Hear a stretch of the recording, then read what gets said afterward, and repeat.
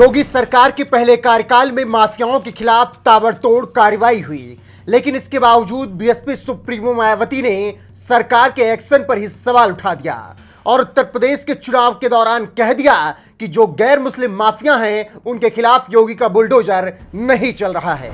मैं ज्यादातर अपनी पार्टी की नीतियों के बारे में बोलती हूँ। मैं किसी के ऊपर जो है व्यक्तिगत अटैक न, चाहे तो आपने देखा हो कांग्रेस हो सपा हो, उनकी सोच पर आइडियोलॉजी नहीं तो अभी इतना तो मैंने बोला है, अभी इतना मैंने बोला है कि बुलडोजर जो गैर मुस्लिम है तो जो माफिया है उनके ऊपर बुलडोजर और हथौड़ा नहीं चलता, ये कम है। अभी इतना मैंने बोला है कि बुलडोजर जो गैर मुस्लिम है तो जो माफिया है उनके ऊपर बुलडोजर और हथौड़ा नहीं चलता, ये कम है।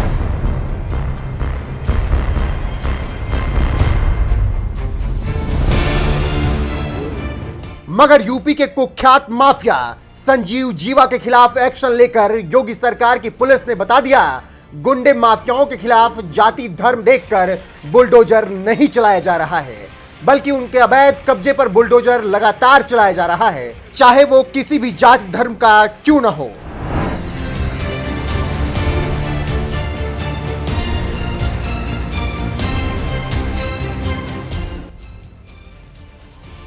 अभी शुक्रवार को योगी सरकार की पुलिस ने जिला शामली में उस संजीव माहेश्वरी उर्फ जीवा की 30 बीघा जमीन सीज की, जिसे बीएसपी सुप्रीमो मायावती भी अच्छी तरीके से जानती होंगी, क्योंकि इसी संजीव जीवा ने उनके मुंहबोले भाई ब्रह्मदत्त द्विवेदी की हत्या की थी और आज भी इस केस में आजीवन कारावास की सजा काट रहा है। राजधानी लखनऊ की जेल में बंद संजीव जीवा की 21 बीघा जमीन शामली प्रशासन ने गैंगस्टर एक्ट के तहत सीज कर ली, जिसकी कीमत करीब 1 करोड़ रुपए बताई जा रही है। इससे पहले शामली पुलिस ने संजीव जीवा गैंग के बदमाश अनिल और पिंटू को सोमवार की रात चेकिंग के दौरान AK-47 और 1300 कारतूस के साथ गिरफ्तार किया था। इसी गिरफ्तारी के बाद शामली पुलिस ने संजीव जीवा गैंग के खिलाफ ताबड़तोड़ एक्शन लेना शुरू कर दिया है।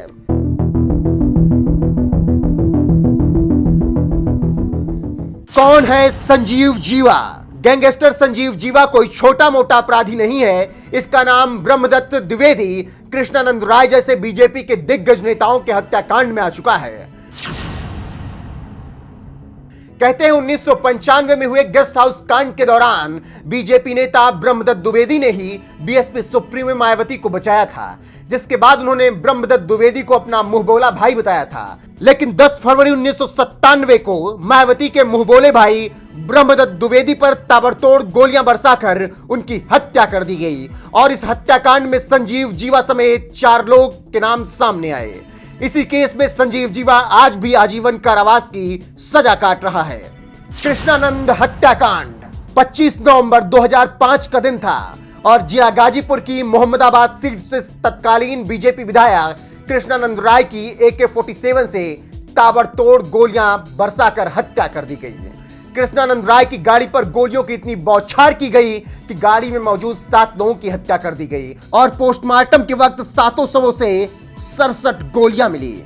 इस हत्याकांड में आरोप लगा मुन्ना बजरंगी गैंग पर और मुख्तार अंसारी, मुन्ना बजरंगी, संजीव जीवा समेत कई लोगों के नाम आए। मुन्ना बजरंगी की बागपत जेल में हत्या कर दी गई और मुख्तार के साथ ही संजीव जीवा को कोर्ट ने इस केस में बरी कर दिया। अमित दीक्षित हत्याकांड साल 2017 में उत्तराखंड के हरिद्वार में कंबल कारोबारी अमित दीक्षित की गोलियां मारकर हत्या कर दी गई और इस हत्याकांड में भी संजीव जीवा का नाम सामने आया। जांच के बाद इस केस में संजीव जीवा समेत 4 दोषियों को आजीवन कारावास की सजा सुनाई गई।